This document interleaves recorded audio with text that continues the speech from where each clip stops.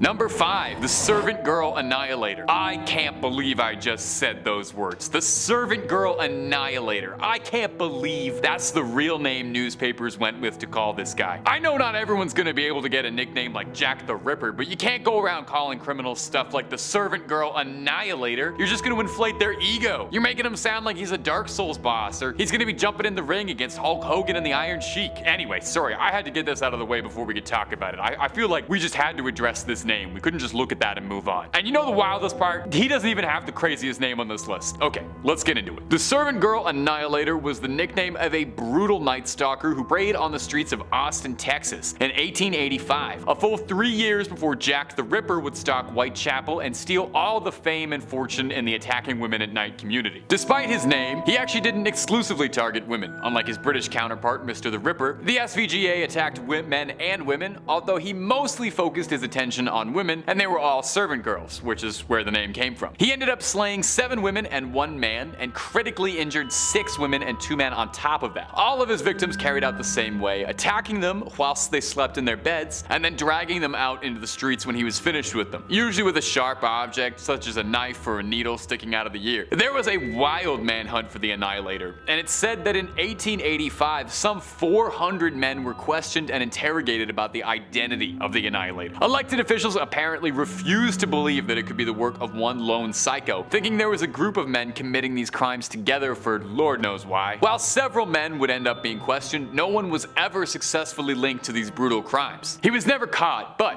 an increased presence by sheriff's department and citizens forming an armed militia to protect the streets were enough to scare off whoever was doing it into fleeing the area, and eventually the crime stopped. So where did he go? That's the question, because he was never found. There are some who even wonder if perhaps maybe he bought himself a train ticket and found his way to Whitechapel to continue his spree. And my friends, if you're looking for more true crime stories, more rumors, whispers, conspiracies, cryptids, aliens, video games, movies, and whatever else we got, Top 5 Scary has it all. Number 4, Bible John. Everyone on this list has a weird nickname. Everybody. I'm gonna tell you that right now. I'm just gonna spoil that for you. Coming up next on this list is going to be Bible John, who's got a name that is deceptively unassuming. Bible John was an infamous executioner who preyed on women in Glasgow in the late 60s. All of his victims he met at a popular nightclub, the Barrel and Ballroom. He operated for a few years and is confirmed to be connected to at least 3 cases and maybe more. He was subject to one of Scotland's most extensive manhunts. He was the first time a composite sketch in the country was ever used as the front page of the newspaper. All because there were so few details about the case or just who he was. What few tidbits of trivia and information we have on Bible John, his crimes, his motives, and his modus operandus come from one of the victim's sisters, who very briefly shared a taxi with Bible John and her sister on the night of her death. Her very brief witness, it was only a 20-minute trip, was all the information they had to provide investigators to form a psychological profile of him, aiding in the investigation. Now, the name Bible John would stem from his practice of obsessively quoting the Bible and ranting and raving about adultery to his victims before, well, you know. The statement we have with Gene Puttock states that in the short period of time they spent together, he was making nigh constant and frequent references to specific Bible passages and really hammering home how much he hated adulterous women. He preyed on brunette women who all looked fairly similar and found them all at the same nightclub, charming them and then attacking them. Their bodies would later be found naked in the streets with signs of strangulation. The only witness, one Gene Puttock, passed away in 2010, with no more leads and the case having been on ice for nearly 50 years. It's very unlikely Bible John will ever be found anytime soon if he's still out there. Number 3,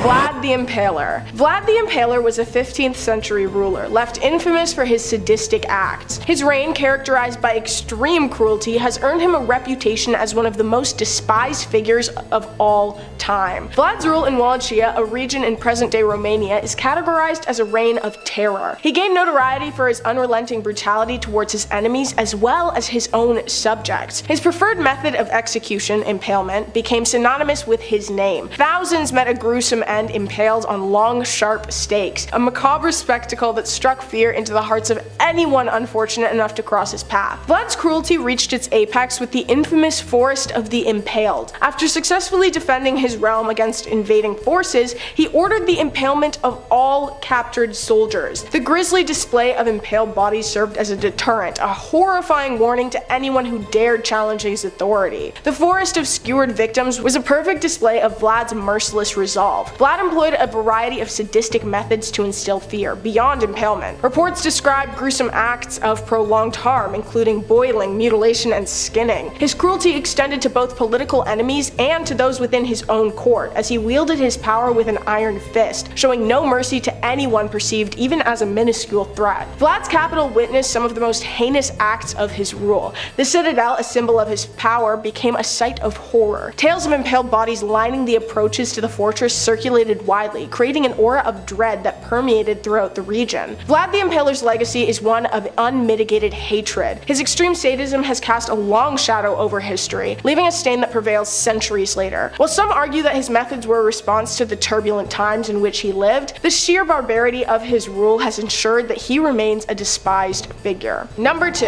Delphine LaLaurie. Delphine LaLaurie personally carved a gruesome chapter in history during the early 19th century. Her actions have left an irrefutable mark on history, permanently painting her as a figure of malevolence and horror. LaLaurie's residence in New Orleans concealed a macabre reality behind its elegant facade. The mansion, a house of unspeakable horrors, bore witness to the twisted deeds that unfolded within its walls at Delphine's hands. It became the epicenter of one of the most notorious crime scenes in American history. The discovery of LaLaurie's atrocities sent shockwaves through the community. Unearthed secrets revealed a horrifying panorama of extreme forms of prolonged harm and torment inflicted upon forcibly employed individuals who were held captive within her mansion. The depths of her depravity left the entire city in disbelief. The revelation of LaLaurie's sadistic acts provoked a visceral, heart-wrenching reaction from the public. The community, once unaware of the horrors lurking behind closed doors, turned against her with an overwhelming sense of repugnance. The magnitude of her cruelty fueled a collective anger that transcended the societal boundaries. Despite the gravity of her crimes, Delphine LaLaurie managed to escape the clutches of justice. Her ability to evade the consequences of her actions only added to the public's fury. The sense of injustice further intensified by the disdain harbored for her. Delphine LaLaurie's legacy is one stained with the deepest hues of hatred. Her name became synonymous with cruelty and inhumanity, a symbol of the darkest, most twisted corners of the human soul. The atrocities committed within the confines of her mansion continue to cast a long, haunting shadow over her memory, and the memory of those who surrounded her. The infamy surrounding Delphine LaLaurie endures through time. Generations later, her name remains a shocking reminder of the capacity for evil that can reside within even the most affluent and seemingly respectable high-class individuals. Number 1. Ivan the Terrible. Ivan V, also known as Ivan the Terrible, is remembered for a reign of inhumanity and cruelty. Widely regarded as one of the most despotic rulers in history, Ivan's actions have left a legacy of fear and loathing. One of the darkest chapters in Ivan's rule was the mass execution of Novgorod in 1570. In 1570, he unleashed a wave of attacks upon the city, accusing its residents of disloyalty. The barbarism shone out during this episode earned Ivan the moniker Terrible. Thousands perished at his hands, and the city's population was decimated. To consolidate power, Ivan created the Oprichnina, a state within a state where he wielded absolute authority over everyone and everything. This elite force, notorious for its ruthless, merciless tactics, unleashed a reign of terror on any perceived threats to the Tsar's supremacy. The Oprichnina's brutal methods, including prolonged torment and public executions, fueled public hatred towards Ivan. Ivan's reign was remembered by his increasing paranoia and erratic behavior. Suspecting conspiracies at every turn, he completely purged his inner circle,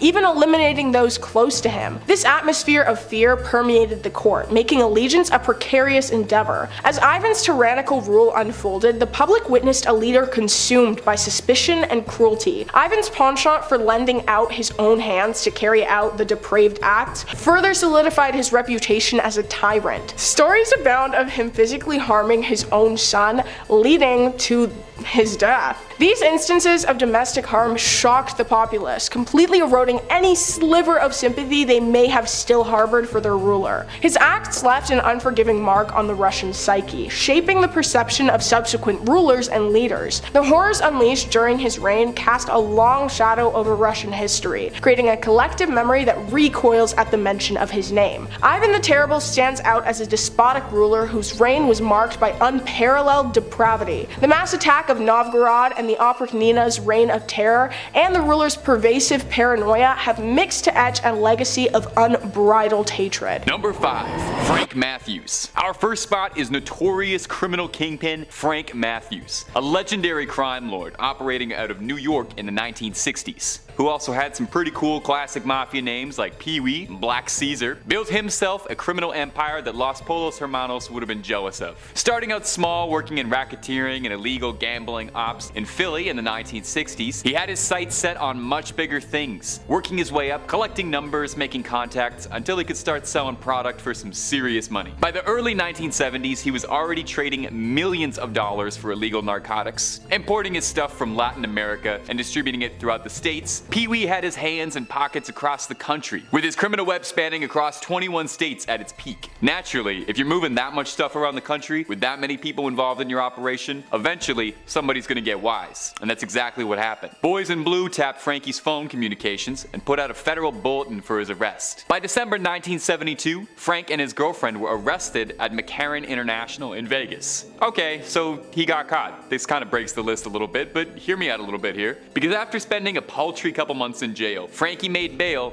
and quickly got out of Dodge to literally never be seen again. Now, there is some discrepancy as to what happened. The FBI suspects that he was taken care of by a major New York crime family for fears he may turn witness. But they did also post a bounty, a $200,000 bounty for finding him, so they suspected he might still be out there. No trace of him was ever found, no body ever discovered, and his story went cold. Is he sleeping with the fishes, or did he return to pull strings from the shadows? Or maybe he pulled a Saul Goodman and started managing a Cinnabon in Omaha, living life on the lam. Man, that's 2 Breaking Bad references in 1 point. I gotta spread them out a little bit more. We got lots more than awkwardly wedging in Breaking Bad references on Top 5 Scary. We've got the best horror content on the web at least twice a day, every day, so hit subscribe and stay spooked. Number 4, the Pickler. You know, at first glance, this is not a particularly threatening nickname. It kind of sounds like the absolute lamest Z-tier excuse for a Batman villain that you'd throw in as a warm-up before, you know, fighting the actual cool villain of that issue. Well, names can often be so deceiving because there really is not a lot that's funny about the Pickler once you understand why they called him that. He's maybe one of the most bizarre and macabre criminals I've ever read about. The Hungarian Bela Kiss lived in a small village near Budapest in the early 20th century. He lived with an elderly maid, but otherwise kept to himself. Didn't have a tight circle of friends, but he did enjoy frequent female company. I mean, of course, with a name like Bela Kiss. Makes sense. I gotta stop trying to make this guy sound cute because I'm gonna regret it in like 1 second. In 1914, during the height of the First World War, Bela left to fight with his country. Now, wartime sometimes necessitates borrowing resources wherever you can, and the Hungarian army was short on gas. On Bela's isolated property were dozens upon dozens of oil barrels all conspicuously laid out in his yard. Someone alerted the soldiers and they went to go borrow a cup or two, and were shocked to discover that upon cracking open the barrels were the bodies of several women floating in alcohol in a depraved attempt to preserve the corpses. Hence where the foul nickname the Pickler came from. See, it's not nearly as funny once you know why they call him that. 20 barrels,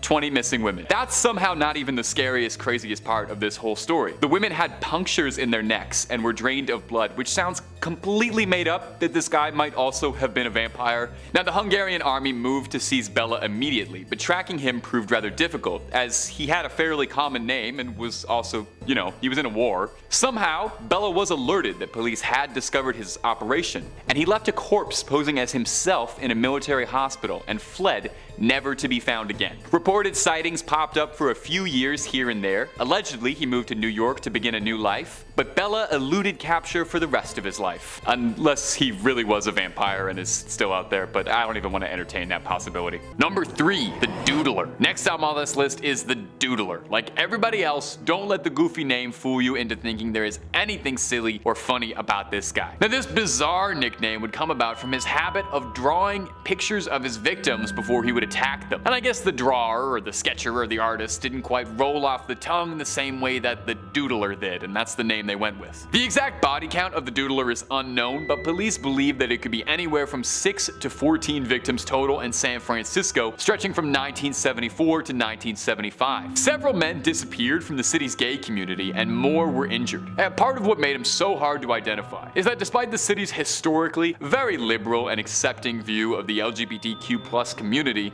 at the time, the larger mainstream whole community hadn't quite got there yet. And so, several of the men who would end up surviving an attack were too worried about outing themselves to want to cooperate with the police, leading to very few victims cooperating with the police, meaning there was very little information for any of them to work with, and the criminal was able to successfully elude pursuit. Ironically, for someone named the Doodler, the composite face sketch they had from witnesses is the only real bit of evidence they ever had to work with. However, unlike a lot of the other cases on this list, this one is actually still actively ongoing. There's a $200,000 reward for anyone that has any additional information. And as of 2019, this case is still ongoing, with DNA and fingerprint evidence being used to try to narrow down the ever wide net of potential subjects of interest and hopefully get some closure on a horrible chapter in San Francisco's history. Number 2, the Pickler. Now, I've talked about the Pickler before on this channel, but his story is so horrifying and honestly unbelievable that it's worth repeating at least once. Again, goes without saying, like every single entry else on this list, the Pickler leads you to believe this is going to be a silly story, but wait about a minute, I'll explain why he's called the Pickler and all the pieces will come together and you'll regret clicking on this video. This one's kind of a dark one. The Pickler's real name was Bela Kiss, and he worked as a tinsmith in the early 1900s, living in a humble small village in Hungary. He had been married and he had children, but his wife had left and with her took the children. He moved in a housekeeper who served as his sole faithful companion. His housekeeper would note that he seemed to entertain a plethora of female guests and was never hurting for women's attention, although she didn't talk to any of the guests much. Outside of his women callers, Kiss was actually fairly isolated. He kept to himself mostly, he didn't interact with his neighbors much at all, or the community as a whole, instead preferring to tend to himself and living quietly alone with his housekeeper and his big collection of metal drums. He had a stockpile of metal drums all over his property, and when people would ask about them, he said that he was stockpiling gas. In 1914, Kiss would be conscripted to serve with the Hungarian army and left behind his home to his noble housekeeper. While deployed, Hungarian soldiers were running low on resources, and when they needed gas, some soldiers on patrol saw fit to take from Kiss's collection all over his property. However, when they went to recover the gas, they were shocked to discover what the barrels actually contained. No gas to be found, but instead the bodies of several missing women floating in alcohol in an attempt to preserve or pickle their corpses.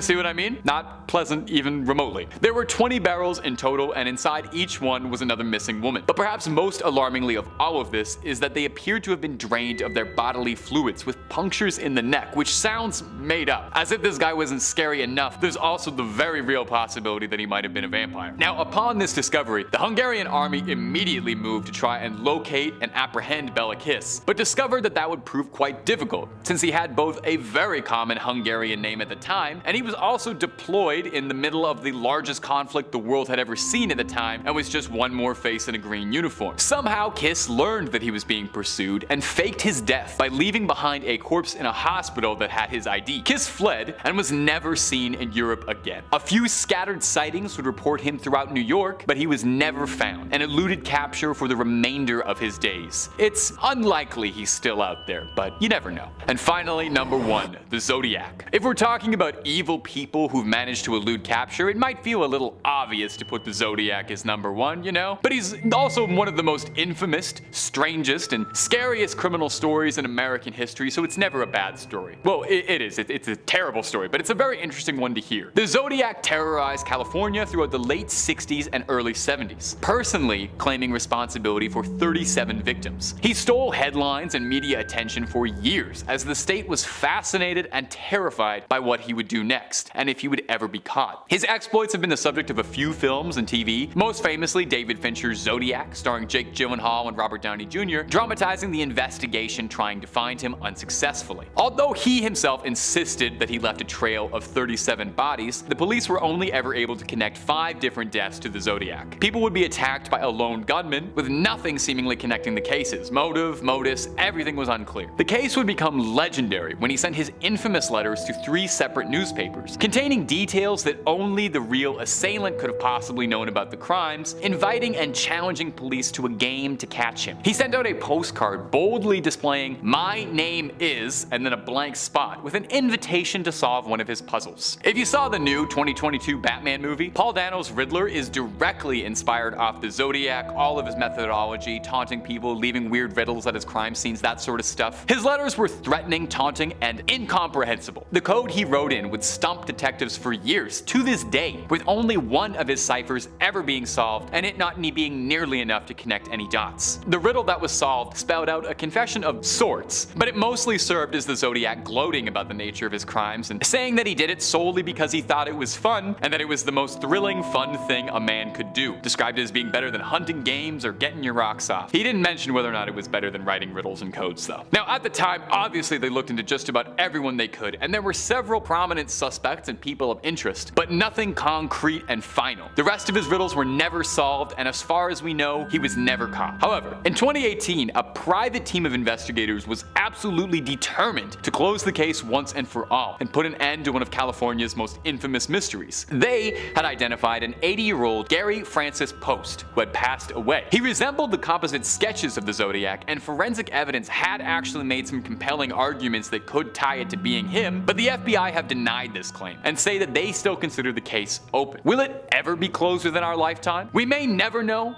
but the one thing that's certain is that we are not going to stop trying until we get some answers. You want my theory? Personally, I think Jack the Ripper is the Zodiac. I think that would be the ultimate plot twist to the end of all of this. In 5th place, we have the world record holder for longest prisoner on the run. In November of 1955, 22-year-old John Patrick Hannon was sentenced to 21 months in Verne Prison, which is located on the Isle of Portland, for stealing a car and assaulting 2 police officers. He broke out from the facility with fellow inmate Gwyneth Thomas after only 30 days by using a knotted bedsheet to climb over the wall. Guess it's not just a myth. After escaping, the duo burgled a nearby gas station and stole overcoats, beer, and cigarettes. You know, priorities. I guess the jackets would help with like crafting a disguise, but I think I would have tried to take, I don't know, some food so I could stay undetected longer. But hey, that's just me. The beer and cigarettes, I guess I can chalk up to dudes being dudes in the 50s, and maybe this particular store didn't have a large supply of anything else. While John is still on the run, Gwyneth, also 22 years old, was found only 16 hours after this daring escape, having been spotted by a truck driver. Now, a hunt for John was held, with the police pulling out all the tools in their arsenal, from police dogs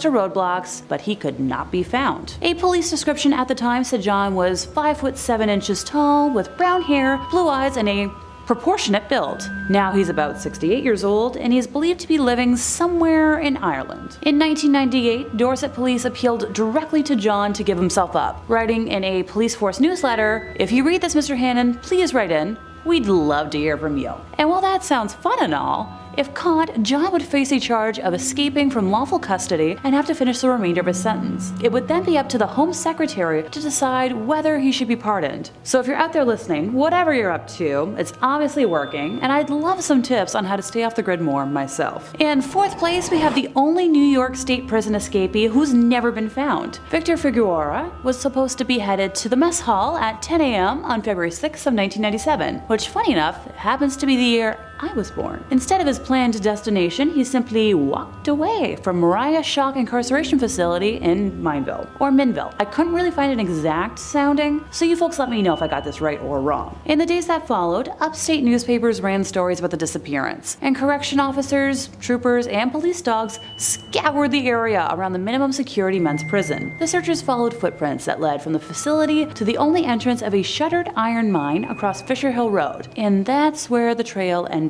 State Department of Corrections and Community Supervision spokesman Thomas Maley said in an email that it ultimately was determined, based on the evidence, that Victor had most likely fallen into one of the abandoned mine shafts and the risk to the well-being of the search crews was too great to continue. Here's where the spooky part comes in, because, well, we can't have a list without it. Victor's body was still never recovered, so it's believed that he's very much currently on the run. His escape led the agency to review its security procedures ahead of court appearances by inmates. He had snuck out of the prison shortly after being issued street clothes for an upcoming meeting with a judge. Nowadays, inmates at the shock facility who are given civilian clothes remain under watch by a prison guard until they're transferred to court custody, which, makes sense. For folks like myself who are unaware of what a shock facility is, since I've mentioned it, a couple of times, it's a 6-month boot camp where young offenders are put through a military-style routine of exercise, work, education, treatment, and life skills counseling. Successful completion of the program can significantly shorten an inmate's sentence. Victor was serving a 1 to 4 year sentence for felony attempted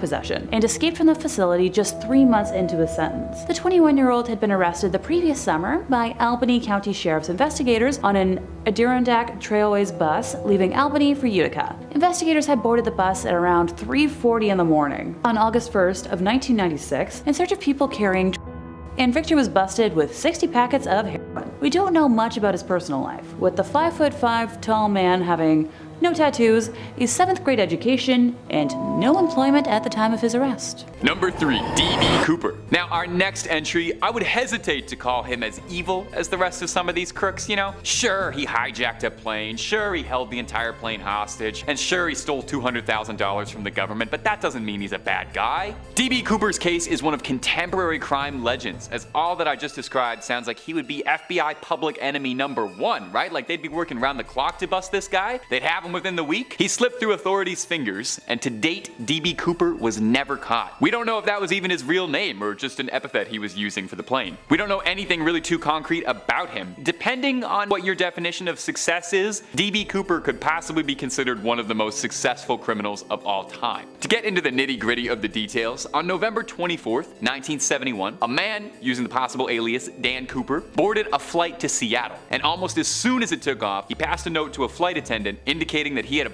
with him, and that he demanded that when the plane landed, he trade the passengers on the flight for $200,000 and 2 parachutes. As a smart man, he didn't want to waste any of that money on parachutes. The note said that if anything funny happened, he would blow the plane up. They complied out of fear, and upon landing, he was given the money by local authorities. Cooper then seized the plane one more time, holding the flight crew hostage with plans to fly to Mexico City. But midway through the flight, Cooper pulled a little point break and jumped out of the plane with all the money with him. And that would be the last time anyone would have ever seen D.B. Cooper. The FBI chased him for years to no avail. Nothing was ever found. No body ever recovered. No suspect ever caught out of a laundry list of people of interest. Some of the bills were recovered, but that's the only piece of evidence. Now, my absolute favorite theory about D.B. Cooper, and it's kinda out there, is that he's legendary cinema director Tommy Wiseau, and that this is where his fortune came from, as the man is shrouded in mystery regarding where his seemingly limitless supply of money comes from and his mysterious origins. Is it completely ridiculous and has no basis in reality? Yes, but it's also hilarious. Now, as for any more likely suspects for Cooper, there were a couple of Special Forces veterans who lined up with physical descriptions who could have been capable of committing the heist, but no concrete charges were ever made, and to date, no trace was ever found. Number 2, the Zodiac. Possibly one of the most infamous cases in American history, the Zodiac was a notorious criminal, famed in equal measures for his slayings and for his chilling obsession and interaction with the police trying to track him. He was made a household name after a Hollywood flick starring Jake Gyllenhaal and Robert Downey Jr. depicting the efforts trying to find him. The Zodiac is known to be responsible for 5 different deaths terrorizing California in the late 60s and early 70s, although he himself claims responsibility for 37 victims. The Zodiac case became legend when he sent his now infamous letters to 3 separate newspapers, providing details only he could have known about the crimes, and challenging the police to a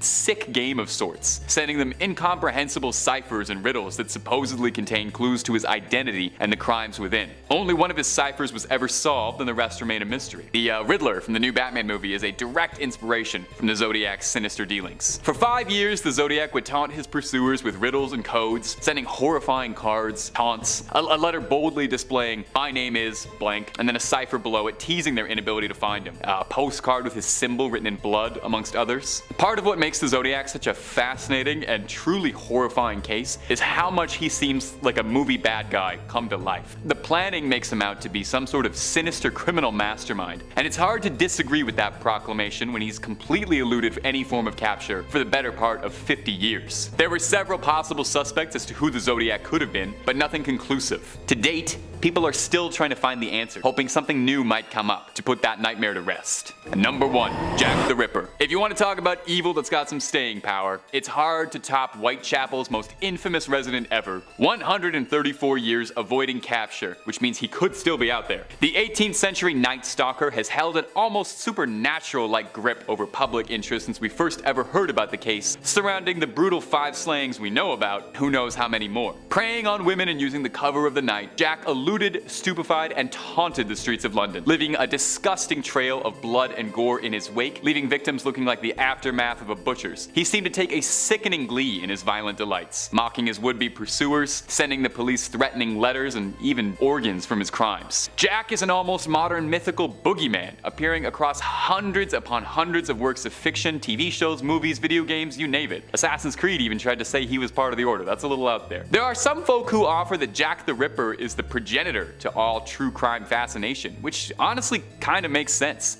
As much as he terrified Londoners at the time, the media was obsessed with him, with the original media buzz surrounding him, paralleling how we talk about most brutal crimes these days. You can bet your bottom pounds that if Jack was terrorizing London today, there'd be podcasters talking about him in between sponsored ads for MeUndies. Jack's crimes shocked Londoners, as the vicious and public nature of the slayings were not exactly commonplace. So surely, in 130 years, someone had to have some idea as to who Mr. the Ripper was, right? Well, with a case as famous as this, obviously there are some options. A quick glance at Jack's Wikipedia page suggests a possible 31 different suspects over the years who've all been attributed to it, and those are just the ones who made the page. It's worth noting that we are still looking, we are still trying to find him, put this case to rest, because everyone wants to be the one to say they unmasked the Ripper. Coming in at number 5, Thomas Midgley Jr. This man is somewhat to blame for the absolute ludicrous gas prices right now. You'd be absolutely amazed what $50 can get you, all about 9 feet. But this man isn't in charge of inflation, no, this man is the man who invented leaded gasoline. Invented in the early 1920s, chemist Thomas Midgley Jr. was working on some pretty cutting-edge chemistry. His task was to conjure a way to enhance automotive gasoline to reduce or eliminate the problem of engine knocking. TEL, or better known as tetrathiolide, was an additive mixed with gasoline to do exactly that. And on December 9th, Tommy here unwillingly and unknowingly created what is to be the most destructive, biodangerous chemical compound, slowly and efficiently destroying our atmosphere. Long story short, this guy created the world's worst pollutant known to us so far, lead. Lead is a naturally occurring metal found in Earth's crust. Its widespread use has resulted in aggressive human environmental contamination. Companies GM and Standard Oil formed the Ethel Corporation shortly hereafter to produce TEL. The company's name was carefully chosen to avoid the use of the word lead. Yeah, don't just take it right out. right out. Of course, shortly after its production, workers began suffering what would become lead poisoning, which resulting, not long after it opened, workers at the Ethel plant began suffering from poisoning, which in 1922, the US Public Health Service warned of the dangers of lead production and leaded fuel. However, the phase out of leaded gasoline wasn't officially banned until about 1996, and even in some places, the early 2000s. It is estimated that 7 million tons of lead were released into the atmosphere from gasoline in the United States alone, and due to its popularity and production rate since the 1920s, it has been estimated by scientists that its result on the Earth accounted for about 900,000 deaths and about 22 million years of healthy life lost. I am not making a bold statement here and saying that this man shouldn't have been born. Maybe he could have been like a pilot or something, or a dentist. I don't know. Number 4, Gottlieb Kirchhoff. If you're anything like me and are addicted to the sweeter side of life, well then this one's for you. Seems like our boys here have something in common, but trying to find a solution actually led to creating something way worse. Gottlieb Kirchhoff was a German-Russian chemist who, through the use of his pharmacy, accidentally invented one of the world's worst things for you. The bittersweet part is that it's sugar. Well, high fructose sugar actually. Basically the thing that makes everything taste good. From sody pop to candy. Fructose or high fructose corn syrup is made by diluting cornstarch with hydrochloric acid? Excuse me, can I have the hydrochloric acid on the side? I actually just got a root canal. Yeah, thank you. But the bittersweet part comes from the effects. See, this guy had no idea the impact of his tasty formula would have on the body. Basically, this stuff is in everything we eat and drink. To give you some numbers, kills about 1 million people a year. And I'm lowballing. Messes up our body, regulates our energy levels, and is responsible for the diabetes crisis and one of the leading causes of death from disease for humans. That's not so sweet. Next time you eat or drink anything, just look at the label. See what's in it. This guy thought he was doing us all a favor, making things tastier, making things deadlier, dude. I tried to mix this list up a bit instead of repeating main players we know who have created or been responsible for all the atrocities, and I chose Kirchhoff to be on this list for the impact that he would have on the future. I'm looking at the long game here. And if this guy wasn't born, then we probably could have avoided this breakthrough chemical discovery. And unless I'm Kyle Reese from the Terminator, we'll never know.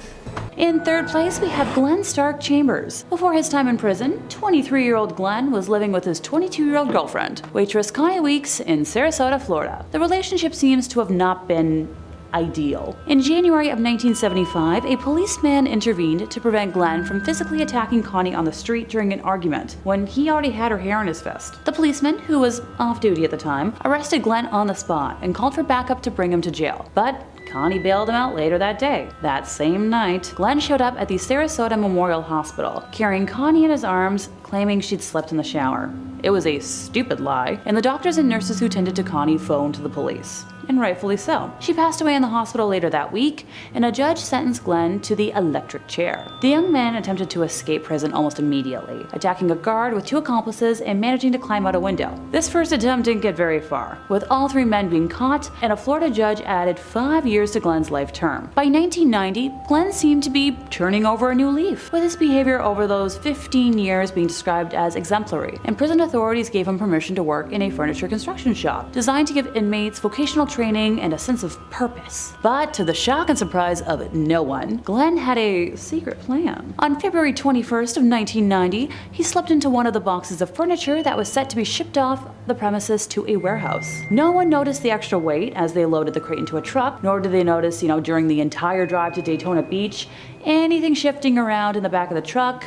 No footsteps, no clunking lids, no sound of the back panel sliding open or dropping shut. But upon arrival, one open crate contained a discarded prisoner's uniform, and the Polk Correctional Institute was missing a man. No one has yet to hear from him again, and he's been allegedly spotted in Florida and Alabama, where his family happens to live, but never officially found. In second place, we have Glenn Stewart Godwin. Glenn was born on June 26th of 1958 in Miami, Florida, but grew up in Palm Springs after his family moved to California in the 1960s. He attended Palm Springs High School, where he was remembered as a star student, playing trumpet in the school brass band, graduating in 1975. In 1980, while working as a self-employed tool salesman, a mechanic, and a construction worker, Glenn and his roommate, Frank Soto Jr., planned to rob a and pilot, Kim Robert LaValle, who was once a friend of theirs. Great company. Glenn and Frank lured Kim back to their place, where they took his life, and those details are too much for me to describe. After the death, the duo loaded the body into a truck and set off for the desert, with Glenn originally trying to blow up the evidence by using homemade explosives strapped to the body. The explosion was apparently intended to disguise the cause of death? Okay, I might be delirious with exhaustion right now, but that doesn't exactly sound like a brilliant plan to me. Eventually, residents of the Eagle Mountain area found the blown-up pickup Glenn and Frank had ditched, along with what was left of Kim. Police were able to identify the body and charged Glenn with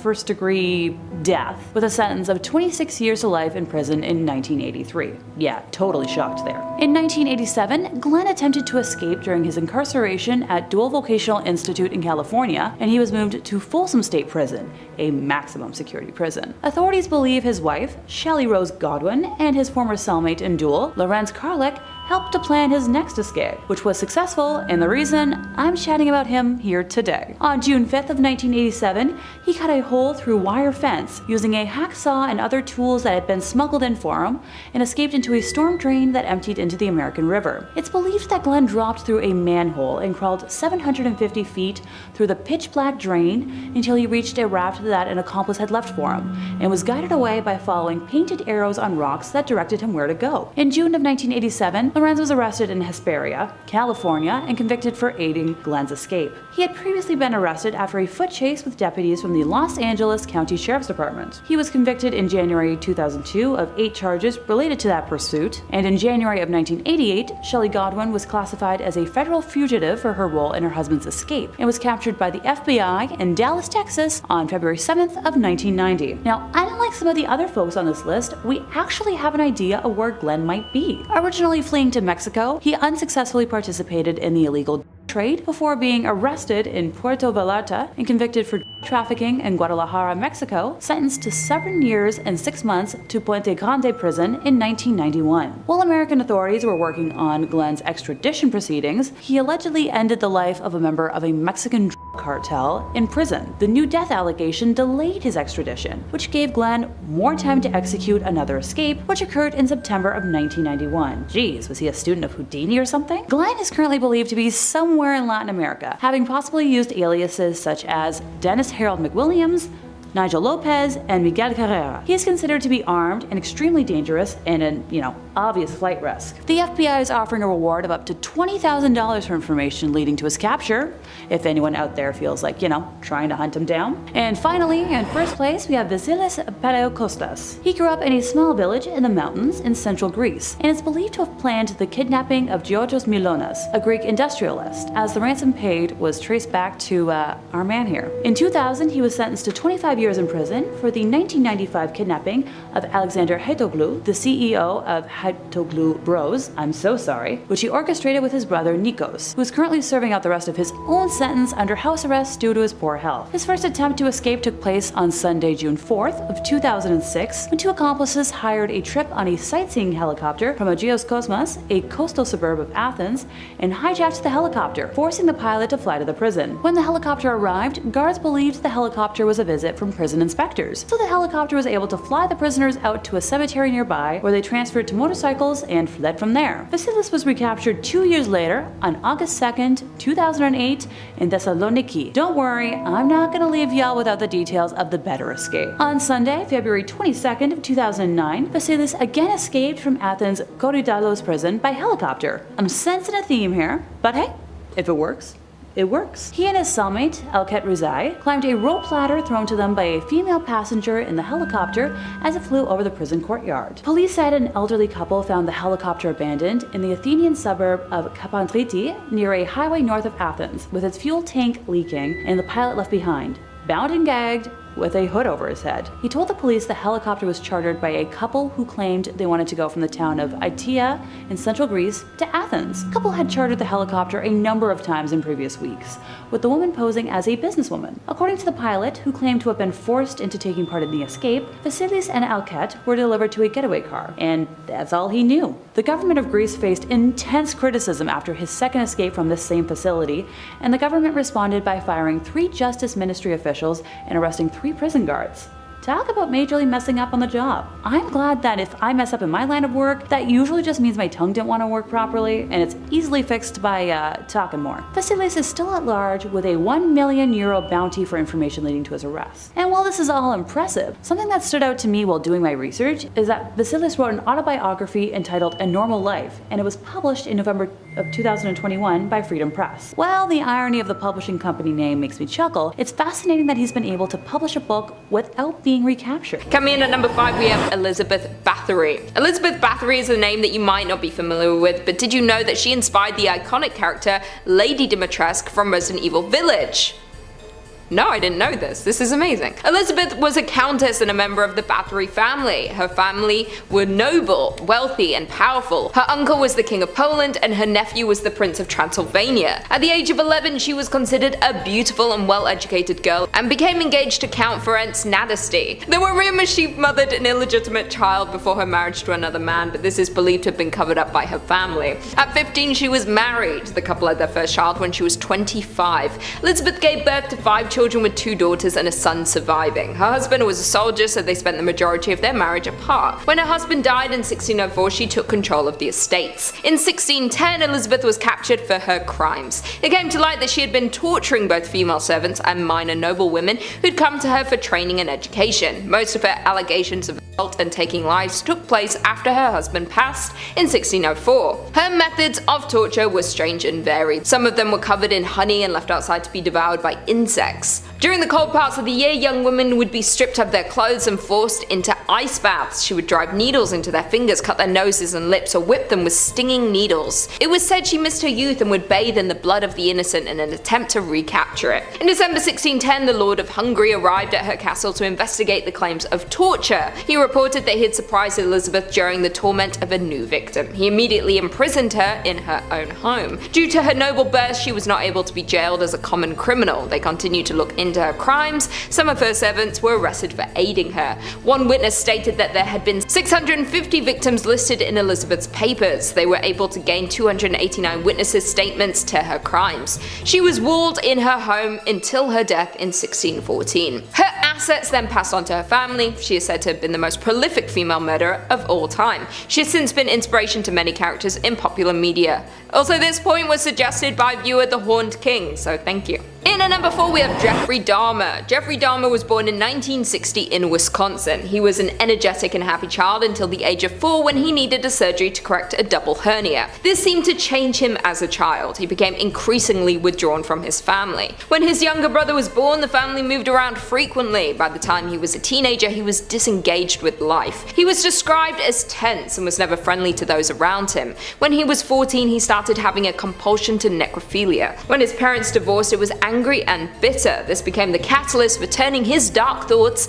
into actions. His alcohol consumption got out of control, he dropped out of college, and his father insisted that he enroll in the army. Dahmer enlisted in 1978 and was posted in Germany. He was discharged from the army in 1981 for his excessive drinking. The German authorities were also looking into his connection between Dahmer and some missing people in the area where he was posted. Dahmer was repeatedly arrested for his disorderly conduct connected to his drinking. It wasn't until later that his true crimes came to light. Between 1978 and 1991, Dahmer took the lives of 17 men. He often chose victims who were on the fringe of society, those who were borderline criminals so that their disappearances would be less noticeable. He lured his victims to his home by seducing them. He then took their lives and satisfied his necrophilia urges. He would also keep body parts and photos as souvenirs of his acts. Dahmer took his first life just after graduating high school. He did this at his parents' house and hid the evidence. While living with his grandmother, he took 3 more lives. She was unaware of this but kicked him out due to his late nights and heavy drinking. He was arrested and put on trial in 1989 for his encounter with an underage boy he claimed to think was much older. While on trial, he was still committing gruesome acts while pleading his innocence in court. He was let back into the world. It wasn't until 1991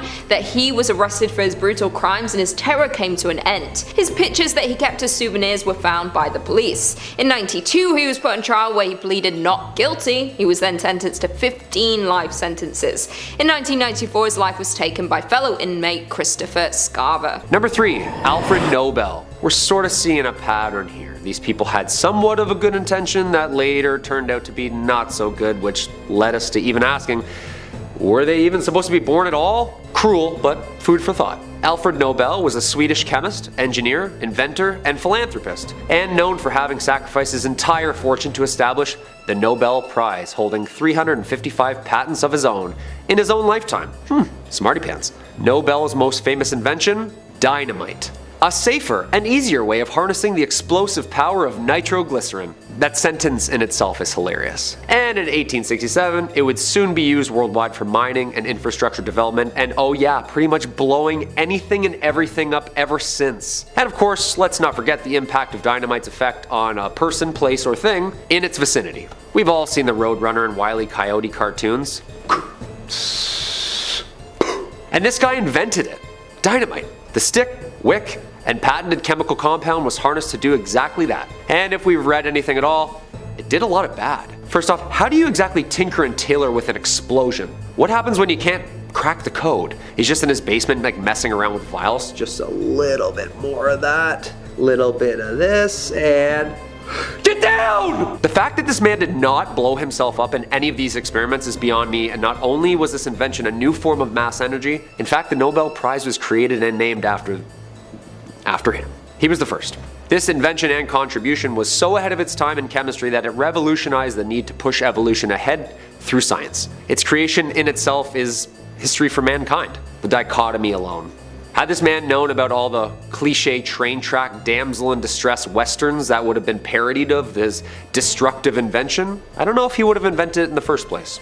What do you think? Number 2, the Angel of Death. Okay. This guy definitely had it coming for sure with this list. The Angel of Death was a nickname given to this person for the disturbing amount of research he had collected via his specific scientific experiments. Why I think he shouldn't have been born at all is because to attain such groundbreaking information about the human body and its extremes, experiments needed to be run and not hypothesized. Joseph Mengele was a SS officer, doctor, and German scientist during World War II, and resulted in the leading of research closely related to the extremes and limitations of the capability of the human body, via DNA, via manipulation, and disease prevention, immunization, you name it. Any effect on the human body and its environment around them. I'm not going to get into what this person concocted up in his time as a medical captain, nor am I really going to make any jokes. This person pushed scientific research through the use of cruelty and pure evilness. Plain and simple. I don't like glorifying these people in these lists, and I can barely stand saying some of their names out loud. We know all of these people. Though the actual number of people's lives countlessly lost due to this man's sick fascination with pushing research and his scientific envelope hasn't been officially documented, these experiments were responsible for the deaths of somewhat of 6 million innocent lives. It is very clear that this person's intent was to derive violence, fear, and cruelty from day one, which I myself wish this person was never born. Crimes against humanity. No good. And number 1, nuclear fission. J. Robert Oppenheimer was an American theoretical physicist and was director of the Los Alamos Laboratory during the Manhattan Project, responsible for the research and creation of the very first atomic bomb. He is often known as the father of the atomic bomb, and his research in 1945 with nuclear fission, the result of smashing atoms into each other with the mass energy containment resulting in a massive explosion. A massive explosion, and that is an understatement. Just Google mushroom cloud. Scientists first developed nuclear technology during World War II. Thankfully, atomic bombs have been used only twice in war, both times by the United States at the end of World War II in Hiroshima and Nagasaki. Fat Man and Little Boy were the official names given to the two explosive devices. Charming. What makes this so terrifying is that due to this research, the act of war and the structure of battles are now a thing of prehistoric past. The mass execution that these inventions can do is nuclear.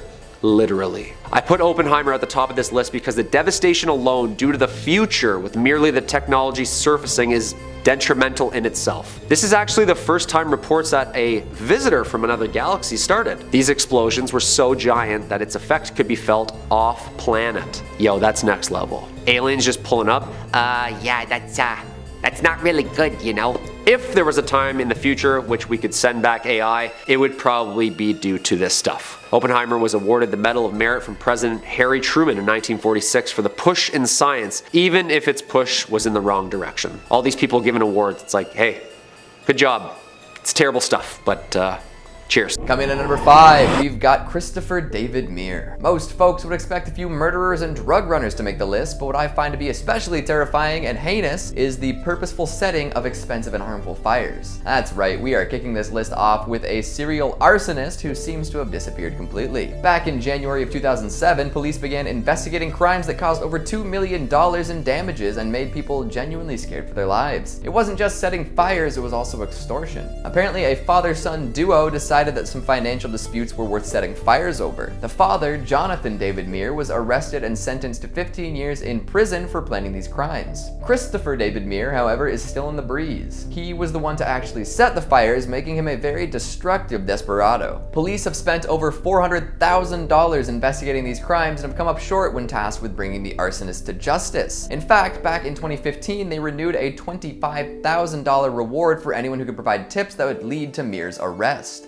Unfortunately, this big boon wasn't enough to bring him in. Doesn't seem like he's been setting any more fires though, which leads one to believe that the original crimes were committed as a personal vendetta of sorts. However, this blonde-haired blaze setter could very well be planning another fire. Coming in at number 4, we've got William Bradford Bishop Jr. That's one hell of a name, wouldn't you say? He's been on the run for quite a while too. The FBI's been chasing this murderous man since 1976 and has followed a lot of false leads down strange rabbit holes in doing so. See, Mr. Bishop was once an American diplomat. After spending years traveling to different posts overseas, he ended up working a post in Washington, D.C. He'd been passed over for promotion and appeared to be feeling sort of ill. He left work and headed home. On the way to his family home in Maryland, he stopped by a bank to withdraw some money and a hardware store where he bought a sledgehammer, gas gas can, pitchfork, and shovel. Not a very promising array of items, is it? That evening, he used his new arsenal to kill his wife, mother, and 3 children. Afterwards, he buried their bodies in a shallow grave in a swamp and lit it on fire. Since then, he's been on the run. As an avid outdoorsman and an amateur pilot, he has a variety of skills that would help him avoid detection. They've proven to be quite effective too, as he remains at large to this day. In 2014, authorities believed that they had found a grave where his remains were buried, but the DNA didn't match. Mr. Bishop could very well be too old to commit more crimes, but a life on the run might encourage one to indulge in more criminal activities. In at number 3, we have David Berkowitz. David Berkowitz was born on June 1st in 1953 in Brooklyn, New York. His mother was too poor to support him, so he was adopted at just a few days old by hardware store retailers Nathan and Per Berkowitz. He was a smart child but struggled as a teenager when his mother died. He had been close to her during his childhood. At the age of 18, he enlisted in the army and served in South Korea. He finished his service in 1974 and got a job as a letter sorter for the Postal Service in New York and settled into an apartment in Yonkers. Neighbors and co-workers described him as a loner who kept to himself. He took his first life in 1976, starting his rampage. He attacked 2 young girls, Jody and Donna, in the Bronx. Jody was injured but survived the shooting. Within the next few months, he would shoot at 2 more couples either walking or sat in the car. His attacks were either fatal or left life-altering injuries. Police at the time had not connected these attacks and treated them as separate incidents. In 1977, the police made the connection, and when he shot at another couple parked in their car, they retrieved the bullets and connected he used the same gun in all attacks. They started calling him the 44 caliber killer. In the following months, he took 3 more lives, but this time he left a letter addressed to the NYPD. In the letter, he called himself the Son of Sam. Throughout his rampage, he left various letters taunting the NYPD. As a result, there was a massive media coverage.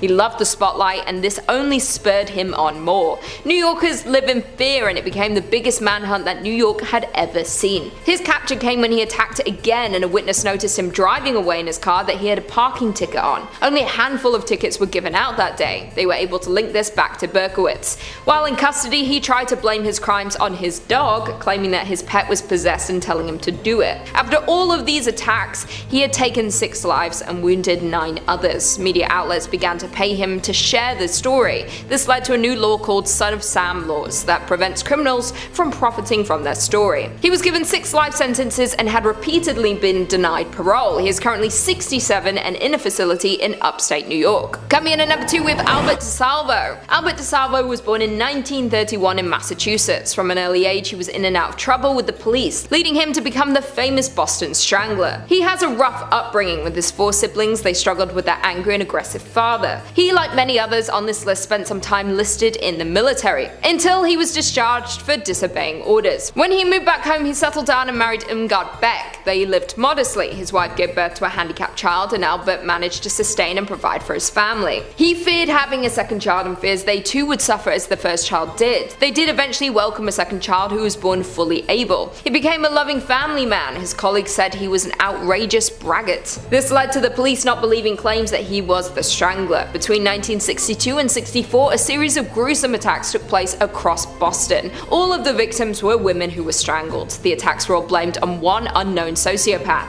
The case was surrounded by mystery. There were 13 victims claimed by the Strangler. DeSalvo was brought in for questioning for another crime. It was at this point that he confessed to being the Strangler. The police at first didn't believe him. They had different description that he didn't fit. His wife suggested he was confessing to get money from the papers for his story. While in prison, he did organize an interview. He had accepted that he would be in prison for the rest of his life and wanted his family to be taken care of. The interview shocked everyone when he went into details that no one else knew. It was at this point the police believed he was the Boston Strangler. One day he called his lawyer and said he had something he wanted to tell him about the crimes. He told him to meet him the next day to give him the information. He was attacked and passed away that night before he could tell the lawyer the details he wanted. After he passed, his DNA was taken and compared to evidence from one of the crimes. The DNA didn't match, meaning he didn't attack this girl but could have still been involved. Some think he is not the killer. His family still argue his innocence, but it's unclear how he knew all of the details if if he was not involved with the crimes. We will never fully know what happened. Coming at number 5, we have David Sweet and Richard Matt, 2 convicted killers that were locked away in a maximum security prison that were never supposed to get out, but it turns out that several feet of concrete and steel wasn't enough to keep these guys locked up. These 2 were cell neighbors, and they would spend their time talking to one another about how much they hated being in prison and what they should do to get out. Well, it turns out that these dudes were not all talk and actually came up with a plan that was even craftier than a Hollywood movie.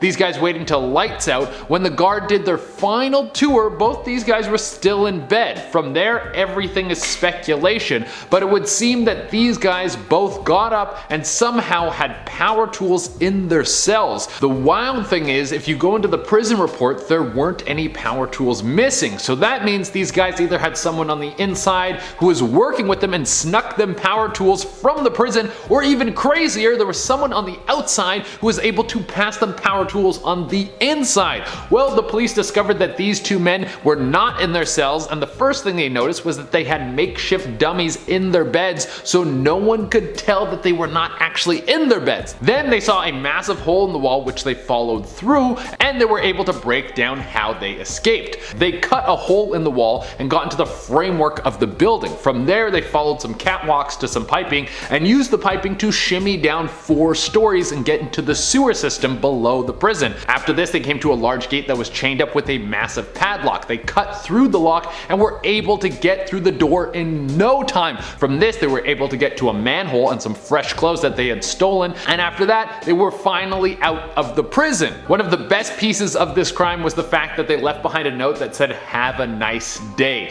That's a pretty savage way to leave your mark behind, so people know that you were not only gone, but also so rude with the whole thing. Thousands of people were questioned in this case as to what happened to these men, but no one really had any answers. Some of the conspiracy theories around this escape say that these men were able to bribe people in the prison, or they might have had dirt on the warden, but that is all hearsay. The only way we'll really be able to get to the bottom of how these men were able to sneak out of a maximum security prison in a single night without anyone knowing is if they get caught. And even if they get caught, they might never spill the beans on this story. And guys, make sure that you like, comment, subscribe, and hit the notification bell. It really helps us out.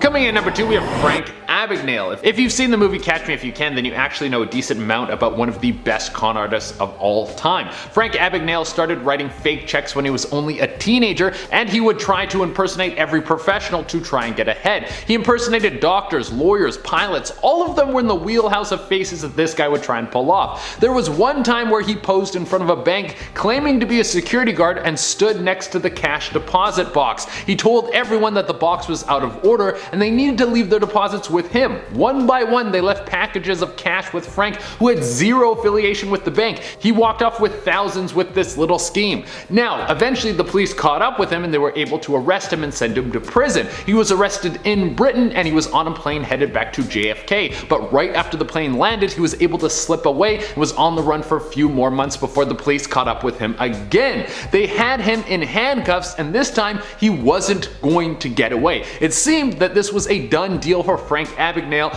but when he was in processing, he saw a golden opportunity. The corrections officer who was processing him didn't have his paperwork, and this seemed very strange, but they were going to lock him up anyways, of course. Well, Frank would slip something in to ensure he was able to make another escape. He told the corrections officer that the reason that he didn't have his paperwork was because he was actually doing an inspection of the prison and was actually a government official. At the time of Frank's arrest, many prisons around America were under inspection because of civil rights violations. So this correction officer took the bait. They thought they could pull a fast one on this so-called inspections officer by giving him the best treatment that he's ever seen, and they would let him be on his way, and that's exactly what they did. Frank was treated like a king for a week straight. He got everything he wanted in the cushiest prison experience imaginable. Then right after he was able to walk walk out the doors a free man. Eventually, word about this got out to the press, and this is what made him a celebrity around the globe. But of course, Frank was later arrested again, and this time he didn't escape. But when he was released again, he would start working with the CIA to try and crack down on counterfeiting. Coming in at number 3, we've got Vasilis Paleokostas. With nicknames like Robin Hood and Uncatchable, you know this guy means business. Right now, he's on the lam and has a €1 million bounty on his head. Crazy, right? Well, you'd have a bounty like that too if you'd escaped the same prison twice, both times by helicopter. Yeah, that's right. This man escaped from the high-security Korydallos prison. 2 pals of his hijacked a helicopter, landed it at the prison, convinced guards that they were prison inspectors, and then picked up Paleokostas. The helicopter then flew the fugitive to a nearby cemetery where he hopped on a motorcycle and made a speedy getaway. 2 years later, he was recaptured and brought back to the prison. But guess what?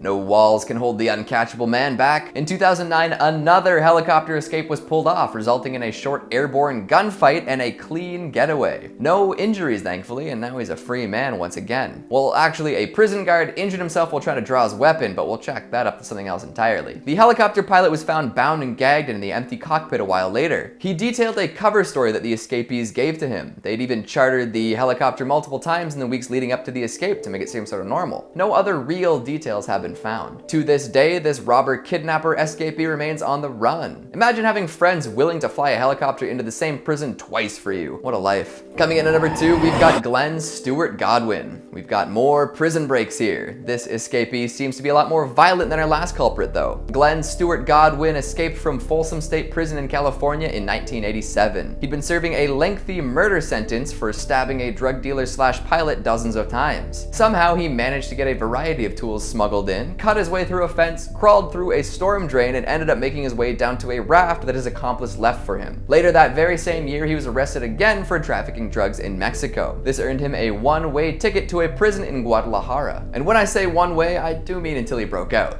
That's right, there are 2 double prison breakers on this list. Some people are just really good at certain things. For these folks, apparently that's breaking jail. While serving his sentence in Mexico, Godwin apparently killed a fellow inmate before hightailing it out of there a few months later. Can you imagine the amount of work it would take to escape a prison after literally murdering someone there? Like, the guards would definitely be keeping a close eye on him, and he still managed to make it out. Sure, murder is bad, but that's impressive. These days, he's suspected to be playing some role in the drug trade in Latin America. Aliases have been used, but no solid evidence has been found. And finally, at number 1, we've got Matteo Messina Denaro. Before going into hiding in 1993, this Mafia-connected maniac claimed, "I filled a cemetery all by myself." Known as the last Mohican of the old Mafia, Denaro has extensive connections who are willing to keep him hidden. Not something you want to hear about a deadly killer, but that's just how the world works sometimes. After racking up over 50 murders, he went underground. It appears that plenty of politicians and businessmen are willing to bankroll his hidden lifestyle too. He supposedly lives quite the luxurious lifestyle these days. In fact, a wind farm tycoon was recently brought down for having Denaro on his bankroll. That's the kind of power this potential Mafia boss holds. If money wasn't enough to shield him, he's also got some wicked connections. According to prosecutors and investigators, Denaro has been shielded by Freemasons in Trapani. And I mean, if the Mafia alone was something you didn't want to mess with, then you definitely don't want to add the Freemasons in there. Maybe he's backed by the Illuminati too. So, has anyone seen any of these men? I hear there's a nice reward for you if you have. I don't know. I feel like I'd rather live my life without a criminal grudge against me. Maybe making this video was a mistake. Number 5. John Wayne Gacy. John Wayne Gacy is one of America's most infamous criminal cases. He's practically single-handedly responsible for traumatizing an entire generation into a fear of clowns. A vicious sadist and a remorseless criminal, hearing clips of him talk is deeply disturbing. In a series of interviews in 1992, Mr. Gacy offered a rare window into the mind of a lunatic. In the interviews, Gacy is adamant that he is innocent of his crimes, and talks in a remarkably pleasant, almost affable way. He seems like an average Joe, a chatty old man that you would probably talk to at a park or something, until little cracks in the facade keep appearing and its darkness comes out. He appears to be talking himself in circles. At one point, it seems like he indirectly confesses to something he claimed that he hadn't, and when the interviewer presses him on it, he retracts like a child being caught in a lie, saying, "I'm sorry if I led you to believe that." In the same interview, the reporter asks Gacy to show him the rope trick, the horrifying method of strangulation Gacy would use on his victims by applying a tourniquet. Gacy obliges, but when the reporter hands him the string, he chuckles wryly and says, "Aren't you scared sitting next to me?" Most chilling is when the subject changes to talk of his clowning. He seems like he genuinely loved it, and knowing the unspeakable acts he committed as a clown makes it all the more sinister. He talks about how to him, clowning was an act of regression. It allowed him to explore his inner child within. Deeply, deeply unsettling. Perhaps most upsetting, though, is hearing Gacy talk about his anger towards his victim's family, saying they're overreacting. And you realize everything about the persona you've seen in the interviews is all just an act, just more makeup. My ghouls and goblins, if you're enjoying what we do on the channel and you want to hear more true crime stories, then subscribe to Top 5 Scary. We've got stuff coming every day. Number 4.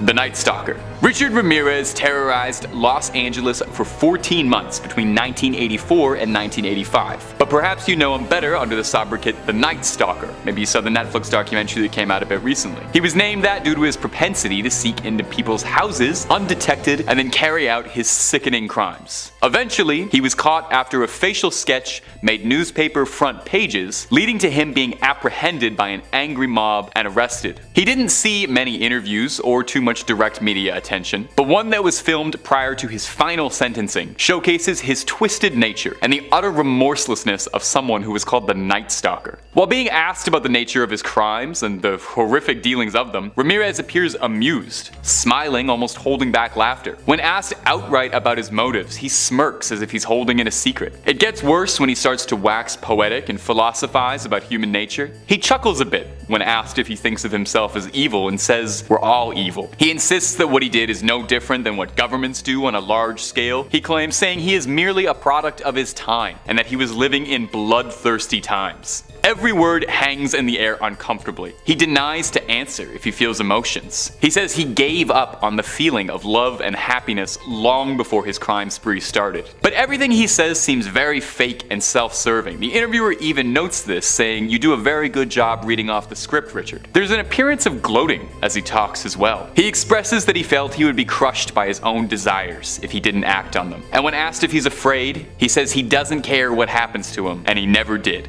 Truly sombering. Coming in at number 3, we have Glenn Stark Chambers. If you're the one on the outside looking in, it would seem that getting out of prison would be one of the hardest things you could ever do. You would have to be some sort of mastermind that could rival Batman. You have to come up with a plan that has every little detail figured out, because one slip up could have you back behind bars or in solitary confinement. But then you hear some of these stories of how people were able to break free from prison, and you realize you could really be anyone and you could sneak out. You just need to be bold enough to do so. This is pretty much how Glenn Stark Chambers was able to get out of prison. Chambers was a murderer, and he was actually supposed to be dead before he ever got the chance to slip out of prison. He was sentenced to death row, and everything was teed up for lethal injection, but then his sentencing was brought down to life in prison. I'm not sure which one is worse. Well, for Chambers, spending life in prison was a much better alternative because it gave him the time to plan his escape. So one day, Glenn was working in the furniture packing area in the prison. You had to build couches and then put them into boxes,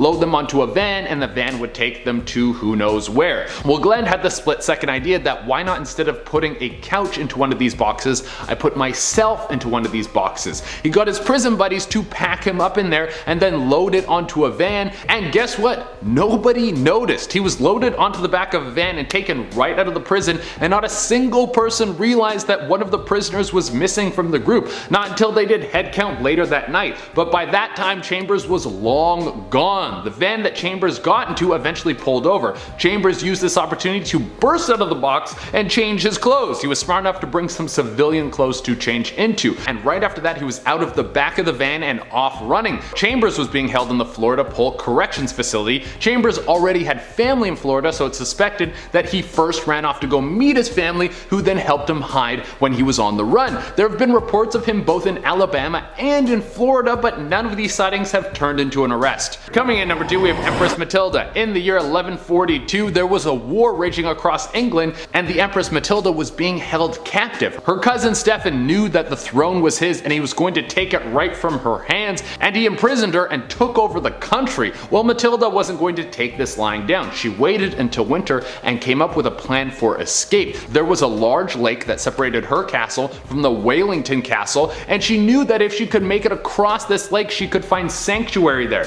So she crafted her own ice skates, put on a large white cape for both warmth and camouflage, and took off skating across the lake one night. She was able to make it to the Wallingford Castle, and eventually there was a truce made in the war. And coming in at the #1 spot, we have Yoshi Shiratori, probably one of the wildest escape stories you will ever hear. Yoshi Shiratori escaped from prison 4 times. This guy refused to stay in prison. First, Shiratori was arrested after a short trial and he was found guilty of murder, and he was sentenced to life in prison, and they slapped on another 20 years on top of that. Well, Shiratori didn't like this one bit, and when no one was looking, he climbed the walls of the prison and took off on foot. That's one way to break out of prison, you just use sheer upper body strength.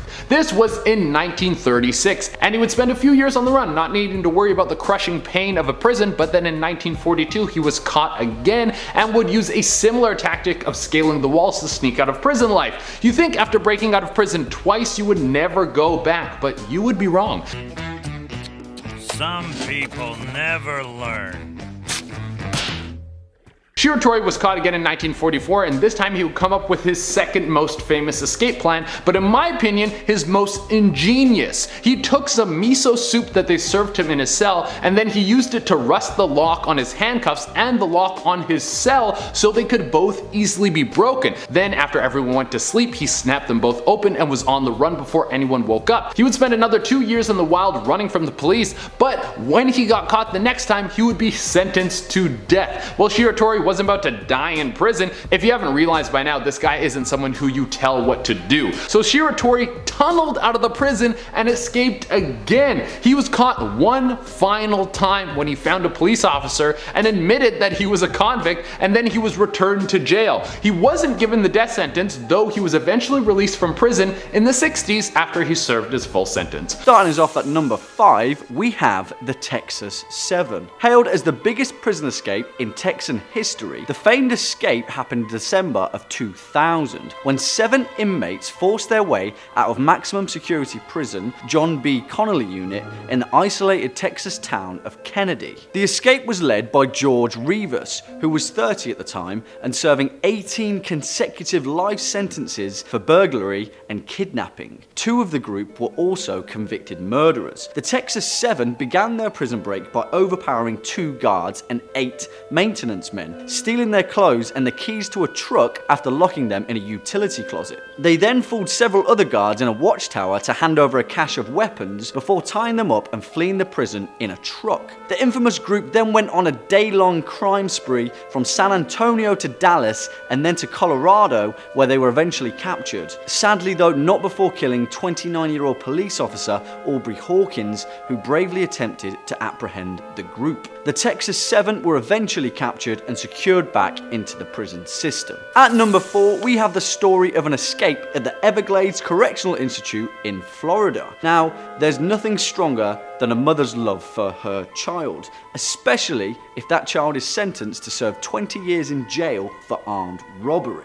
J. Jr. Sigler, who was 31 at the time, had already served 8 years of hard time before the events took place, but his mother, 58-year-old Sandra Sigler, was hatching a plan that would reunite the pair without the consent of the local law. The prison, spread over almost 100 acres of coral rock, was designed to be one of the most secure and advanced in the state, with concrete slab cell blocks, buried motion sensors, and multiple chain-link fences. Sandra, along with 2 accomplices, set into motion a plan that would see her son home, and she did just that. The group got hold of a big rig tractor, and during broad daylight, they plowed through the prison's front gates, as well as multiple maximum security razor-topped fences. Sandra followed close behind in an Oldsmobile Cutlass Supreme, and when the assailants reached the prison unit, they then had a gunfight with guards whilst waiting for Jay Jr. to make his break. The plan worked, and they roared out of the complex into the streets of southwest Miami. Sandra and her accomplices were swiftly caught, but J. Jr. Sigler soon disappeared into the Florida swamps and Everglades. He was later captured, but the daring escape deeply shocked the Sunshine State. Number 3. Ted Bundy. Ted Bundy has fascinated people for years, due in large part to how well he was able to disguise himself and make himself appear normal. But underneath his carefully put together persona was one of the darkest, most truly vile criminals the United States had ever seen. Unlike most serial offenders, Bundy not only kept up appearances, but was well-groomed, charming, charismatic, and had a very compelling way with words, able to manipulate people scarily efficiently. He came from a happy family, a good Christian household, and didn't seem to fit the usual bill for these sort of criminals. The last interview ever conducted with him highlights a lot of these traits. He appears very soft-spoken, speaking quietly and almost soothingly to the camera, doing his best to garner sympathy from the audience and the interviewer. He attempts to blame a lot of his violence, darkness, and misdeeds on an addiction to lewd content. When he's describing it, he almost sounds like a man trying to talk about kicking caffeine, saying, "Oh, I think I'd be a lot better without it." Not just for him, but for lots of other people. When he says that phrase, he pauses a bit and gives a dark, knowing look to the interviewer. He's even joking around a bit, playfully. He comes across as very intelligent, answering all of the questions thoughtfully, but everything about it just seems terrifying, especially knowing the grisly nature of the things he did. But it feels like you're listening to a mask talk. It helps you understand how he was able to commit so much of what he did the way you hear him talk. When asked directly if he thinks he deserves his punishment, he answers eloquently, saying he's afraid to die, but he feels that he deserves to be punished to the most extreme extent of the law, and that society will be better off without dangers like him. It is a frigid look into the mind of someone so twisted. Number 2. Dahmer. Jeffrey Dahmer is infamous. The name immediately evokes horrible emotions. Perhaps you've seen one of the many movies based on his twisted crimes, but the truth is always scarier. In 1994, Jeffrey Dahmer would give his last interview before his final sentencing, speaking to Stone Phillips, a former NBC anchor. The interview featured his father Lionel present, who Dahmer did not share a close relationship with. Now, the entire extended segment is harrowing. Dahmer is completely cold and calculating the entire time, speaking dryly with almost no emotion to anything he's saying. It's as fascinating as it is horrifying to hear him talk, to be honest. He remembers everything very clearly, and he describes it plainly, matter-of-fact, extremely sterilely. But there is a hint of remorse, almost regret over what he's done, but it is impossible to tell truly if it's genuine sincerity or if it's all just a carefully manipulated act to appear sympathetic. Perhaps the most disturbing insight into Dahmer's brain is when he tells the reporter that he found the violent acts of his crimes distasteful, and said that it was all just a means to an end of his ultimate goal, which was having complete physical domination over someone else. He describes his crimes as not something I enjoyed doing, and then proceeds to explain his sinister desire to create living zombies by putting acid in brains, leaving people docile and helpless. Dahmer was known as well to keep trophies of his victims, calling into question if any of these statements rang true. He reiterates that he just wanted someone to keep under his complete control, a slave to his will. And number 1. Charles Manson. Charles Manson may very well be the most notoriously well-known criminal in American history. He's definitely the most well-known cult leader. The cult leader led a string of violent attacks in 1969 to 1971 that would eventually culminate in his arrest and standing trial for his grievous crimes. Manson would spend the rest of his life in jail and occasionally entertained interviewers looking to shed light on the bizarre Grisly story. Manson was charismatic in his own way, persuasive, outrageous, and most importantly commanding and controlling. But if you ever saw any of his interviews after his arrest, you'd be forgiven for not thinking that, since pretty much every time he opens his mouth, it's either to share his bleak, nihilistic worldview or raving in a way that is just completely incomprehensible and is the gibbering of a madman. As soon as this one interview starts, he boasts that he doesn't feel guilty since he hasn't done anything he's ashamed of, and then pausing for a second and clarifying, "I'm ashamed of not doing enough." From there, he then starts speaking complete gibberish and then elaborating a bit on some of the conditions that made him this way. He talks about growing up without parents, which left him feeling like he was in a different dimension, saying that it's hard for him to think about things clearly, saying he hardly remembers breakfast. Watching Manson talk is a fascinating study. He almost seems fictional, a larger-than-life personality ripped out of a comic book villain, but he's real. And the real darkness behind his eyes is a harrowing reminder of what can lie inside someone. Most of the interviews with Manson are like this. Ravings, rantings, a stream of vile hatred and aggression, and a peek into the minds of one of the most twisted men to ever live. Number 5. Gertrude Banaszewski. Gertrude Banaszewski, a name etched in infamy, became the orchestrator of one of the most gruesome and heart-wrenching crimes in American history. Born in 1929, she seemed like an ordinary woman, but beneath the facade lurked a malevolence that would shock the nation. Gertrude's path to darkness intersected with the life of Sylvia Likens, a young girl entrusted to her care. The Likens family, facing personal struggles, sought assistance from Gertrude, believing her to be a pillar of support. Little did they know, this decision would prove catastrophic and fatal for Sylvia. What unfolded within the walls of Gertrude's home was a systematic and sadistic campaign of injury and cruelty against Sylvia Likens. The cruelty inflicted upon the innocent girl was beyond comprehension. Gertrude, fueled by a toxic combination of jealousy, anger,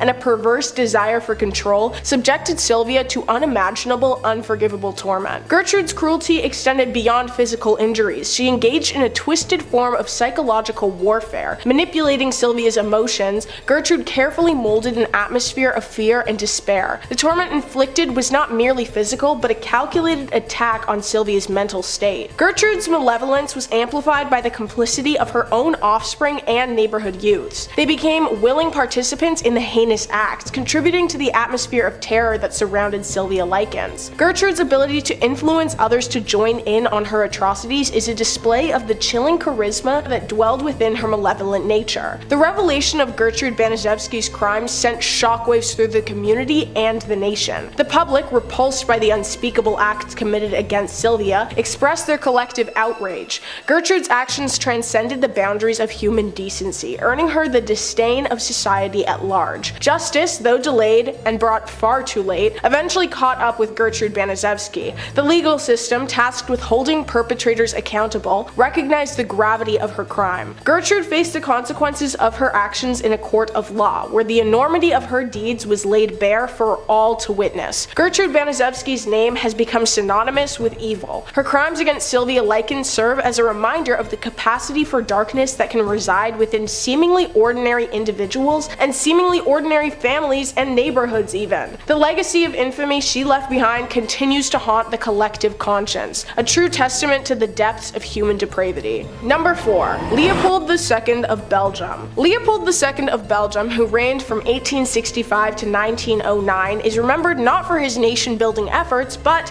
for the atrocities committed during his brutal exploitation of the Congo Free State. This dark chapter in history has left a reddened stain on Leopold's legacy, leading him to be widely viewed as an evil figure, despised by the collective public. Leopold's insatiable greed drove him to exploit the Congo Free State for its large array of rubber and ivory resources. Under the guise of humanitarian and philanthropic endeavors, he embarked on a ruthless mission that subjected the indigenous population to forced labor, physical harm, and systemic cruelty. The rubber trade in particular witnessed horrifying events, as the Congolese people endured unimaginable suffering to meet the never-ending demands of the European market. Leopold's agents, tasked with maximizing profits, employed horrific methods to enforce rubber quotas. The Congolese people were subjected to forced labor, with villages facing severe consequences if they failed to meet the imposed quotas. The horrors extended to widespread mutilations, where hands were amputated as a grim means of punishment and control. The Reign of Terror aimed to instill fear and compliance among the exploited population. The relentless exploitation and unimaginable conditions led to an alarming death toll in the Congo Free State. Countless lives were lost due to disease, malnutrition, and the direct consequences of Leopold's merciless rule. The human cost of his economic ambitions was staggering, leaving a trail of devastation that scarred the region for generations. As news of the atrocities in Congo emerged, an international outcry against Leopold's actions gained momentum. Humanitarian organizations, investigative journalists, and prominent figures denounced the inhumane practices and called for an end to the atrocities. Leopold's reputation, tarnished on the global stage,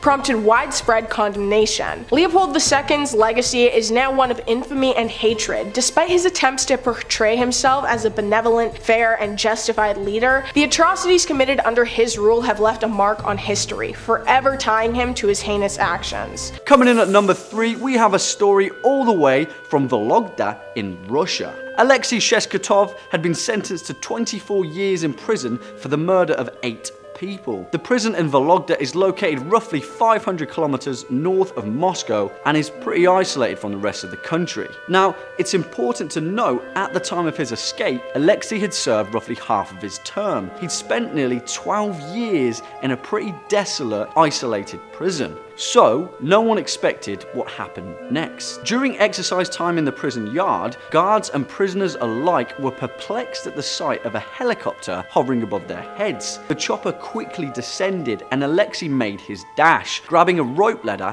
that was thrown from above. The prisoner clung on for his life and the helicopter swooped away out into the Russian wilderness. It all happened so fast that the guards didn't even have time to react. Alexei and his accomplices left the helicopter, as well as the pilot, who they had bound and gagged on the northern edges of Vologda. His escape was short-lived though, after police quickly found the group and Alexei was wounded in the exchange of gunfire. The court added 12 years to his prison term, where he still remains to this day. Bringing it in at number 2, we have the explosive tale of French gangster Antonio Ferreira. Antonio's criminal career is something straight out of a Tarantino movie. He was part of a group of incredibly successful bank robbers who had nicknamed themselves the Dream Team. At the time, they were labeled the most dangerous gang in Europe by Interpol. Antonio was particularly famous in the French underworld for his uncanny ability to create the perfect explosive device that would blow open a safe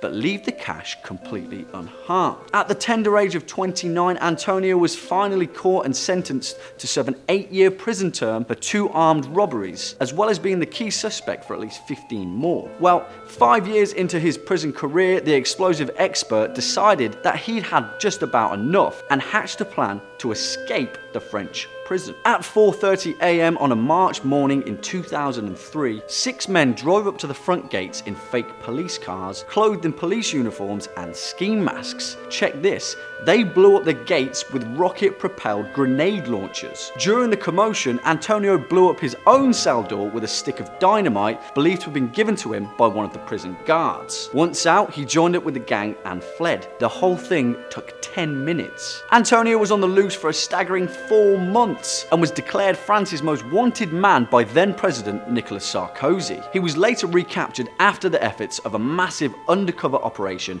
at a bar in Paris. As the arresting officer slapped on the cuffs, he was quoted as saying just one thing: "You again." And finally, coming in at number 1, we have a story that is equally scary to both its prisoners as well as the general public. When you think prison escape, you think Alcatraz, the infamous San Francisco prison that has been hailed as the most impossible prison to escape in the world. Built on an actual rock, Alcatraz had some insane security policies. Rows and rows of iron grates, 12 cell checks per day, and the fact that the prison itself was surrounded by the ice-cold waters of the Pacific. 4 men were brave enough to make the attempt, and on June 11th, 1962, after weeks of meticulous planning, Frank Morris and brothers Clarence and John Anglin decided they had just about enough of being locked behind bars. After leaving Alan West behind, their other co-conspirator, the trio scaled 30 feet of plumbing to the prison roof, where they also plunged a further 50 feet of piping to the shore below. Now, everyone who had attempted to escape Alcatraz before